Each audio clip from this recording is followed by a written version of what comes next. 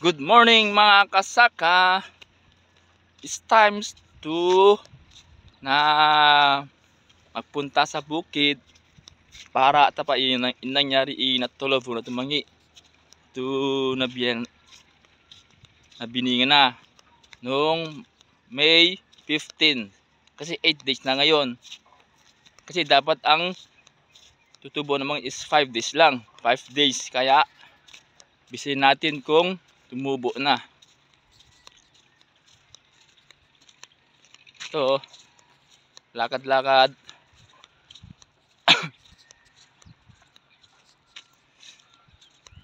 Dami pa, di ba? Tayo pa, di ba nagmatanim?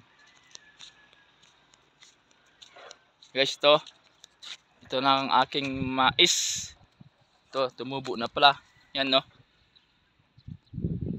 Yan, tumubo na pala. Kaso walang ulan. Walang basa yung lupa. Kailangan na ng ulan. Ito, tubo na, oh. Ayun, oh. Kita nyo? Ayun, oh, tubo na, oh. Tumubo na lahat. Yan, oh. Diba? Bye!